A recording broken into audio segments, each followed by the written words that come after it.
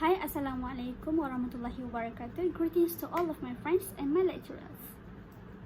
My name is Nafisa binti Mizani. I am from Group A4AS1201_9. My student ID is 2023663902.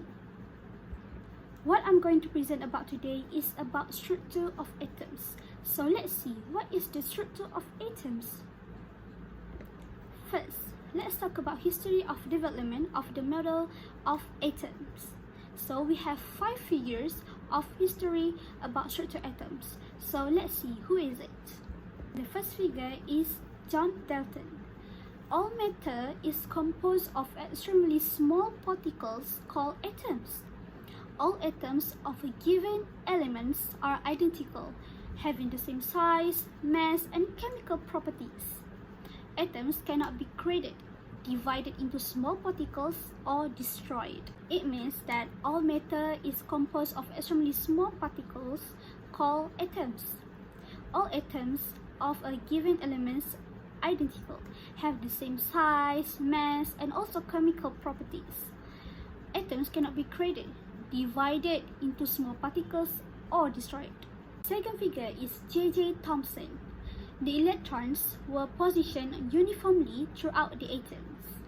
The electrons is out of the atoms and positioned uniformly. Third figure is about Ernest Rutherford. The atom is mostly empty space. Most of the atom's mass concentrated in a tiny center, the nucleus, and electrons being held in orbit around it by electrostatic attraction. The atom is mostly an empty space. Most of the atom's mass concentrated in the tiny center, which is the nucleus. It means that the atoms and then the nucleus in here, and electrons being held in orbit around it by electrostatic attraction. It means that this is the atom and nucleus, and then throughout is electrons that above of the orbit. Number 4 is Niels Bohr. Electrons in an atom of an element are not randomly distributed around the atomic nucleus. Electrons move around the nucleus in fixed orbits. Each orbits from a circle and has a fixed distance from the nucleus. It means that electrons in an atom of an element are not randomly distributed. Why? Because electrons move around the nucleus in fixed orbits. Each orbits from a circle and has a fixed distance from the nucleus. It means that this is the nucleus, and then this is the fixed distance from nucleus to the orbit. Orbit in fixed circle, in fixed orbits. Okay, so electrons move around the nucleus with fixed orbits and fixed distance from the nucleus. Okay, the last figure is James Chadwick. James Chadwick has discovered the presence of neutrons in the nucleus. He concluded that the nucleus contains another tiny particles known as a neutron that has no charge. The neutron mass is almost similar to the proton mass. All nuclei contains protons and neutrons, except for the hydrogens, which contains only protons. Okay, let's see why. Okay, so James Chadwick has discovered the presence of neutrons in the nucleus. He found that the nucleus contains another tiny particle known as a neutrons that has no charge. Why neutron has no charge? Because neutrons stand for neutral. You guys can just remember neutrons, and stands for neutral, N. So N, neutron, and neutral. Okay, so that's why it has no charge, because it is neutral. The neutron mass is almost similar to the proton mass. All nuclei contains protons and neutrons, except for the hydrogen that contains only protons. Why hydrogen contains only protons? Why? Because hydrogen is +1. So when it comes to +1s, plus is proton. Protons is positive charge. Why proton is positive charge? You guys can just remember proton P, positive P. So proton stands for positive charge, P and P. Okay, so neutrons is neutral, protons is positive. Next, we have modern atomic model. The central nucleus consists of protons and neutrons, in it containing almost all the mass of the atoms. The nucleus of an atom is very small compared to the size of the atom. The electrons are orbiting outside the nucleus in the electron shells. What is electron shells? Okay, electron shells is an orbit. The electrons are moving in electron shells at the very high speed, and we cannot determine the position of the electrons at a particular time. Okay, means that the center of the nucleus consists of proton and neutrons. Okay, you guys can just see in the figure. Okay, in the nucleus has the protons and also neutrons. The nucleus of an atom is very small compared to the size of the atoms. Why? Just like I said before, this is an atom and inside it has nucleus. So that's why the nucleus of an atom is very small compared to the atoms.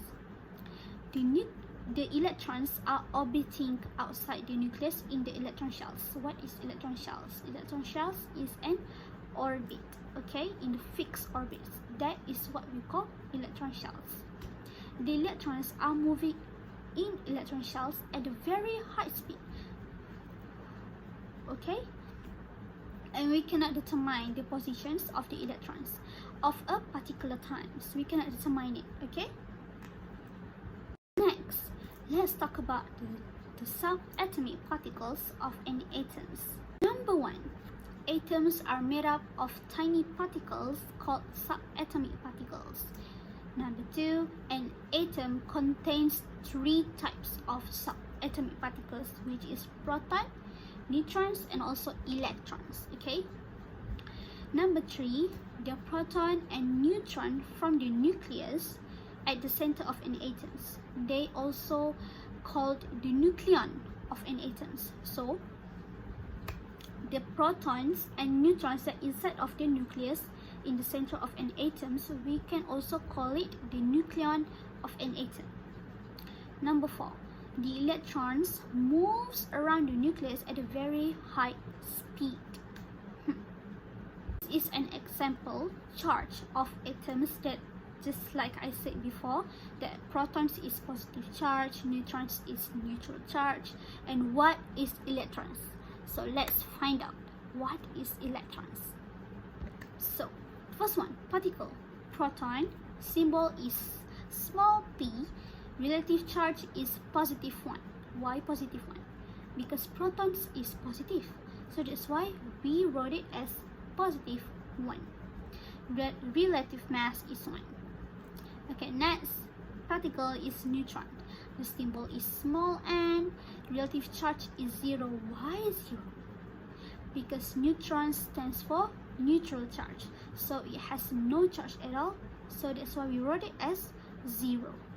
Relative mass is 1. And the third particle is electrons. The symbol is small e, relative charge is negative 1. So electrons charge is negative. Okay, if you guys can remember, proton is positive, neutrons is neutral, so what's left? Of course, negative. So electrons is negative charge. So relative mass is 1 over 1,840. Okay. Next, we have the charge of particles. Okay, so let's see number 1.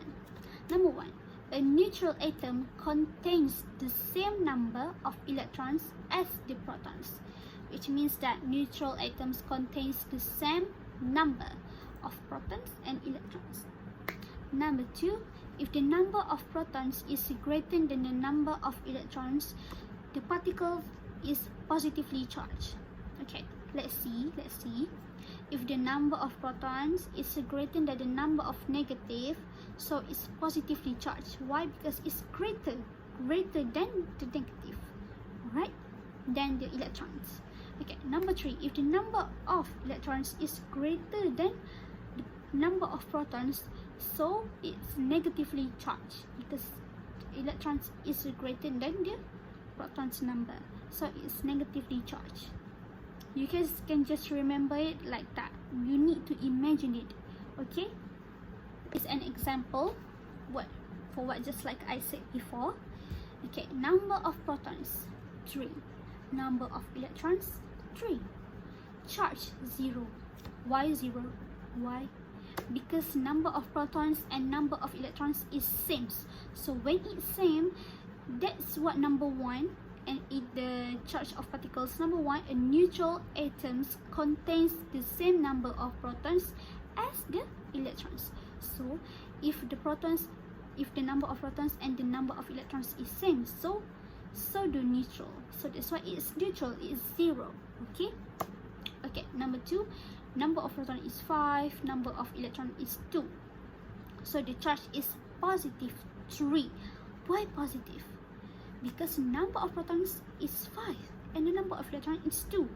5 is bigger than 2, so protons is greater than the electrons, so it's positively charged. And why positive 3? Why 3? Because 5 minus 2 equal to 3. Okay, number 3 is 9, number of proton is 9, number of electron is 10, the charge is negative 1. Why negative 1? Because number of proton is 9, number of electron is 10, so 10 is greater, 10 is bigger than 9, so electrons is greater than protons. So when electrons is greater than protons, the particles become negatively charged. That's why the charge is negative 1. Why negative 1? Because 9 minus 10 equal to negative 1. Okay, you guys understand it? Next, we have proton number and nucleon number. Number 1, proton number equals to the number of protons. So number 2, nucleon number equals to number of protons plus the number of neutrons. So this is an example for what I just said. So let's see. Number 1, we have helium, atom helium. Proton number is 2. Amount of neutrons is 2. Okay, amount of neutron is 2. So why nuclear number is 4? Where did you get that? Nuclear number is number of proton plus number of neutrons. So proton number is 2, amount of neutron is 2. 2 plus 2 equals to 4. So that's why nuclear number is 4. Okay, next we have isotopes. Isotopes are atoms of certain elements which have the same number of protons but different number of neutrons in the nucleus of the atoms. Or we can also call it as atoms of certain elements with the same proton numbers but with different nucleon numbers. It's just the same. It's just you guys can just simplify it as isotopes can be defined as same number of proton but has a different number of nucleon or neutron number. So proton number is same but nucleon or neutron number is different. This is the properties of isotopes. Okay, so number of protons is equal, which means same. Number of neutron or nucleons is different. Chemical properties same. Physical properties is different. Is the example of the isotopes. So the element is hydrogen. First, hydrogen. The symbol is H1 and 1. Okay, the formula of a number of nucleon. Nucleon is 1 equals to number of proton is 1 plus number of neutrons. So 1, we bring it in here. So the positive became here negative. So 1 minus 1 equal to 0. That's why number of neutron is 0. These are my references. So that is all from me. Thanks to you guys. Bye bye.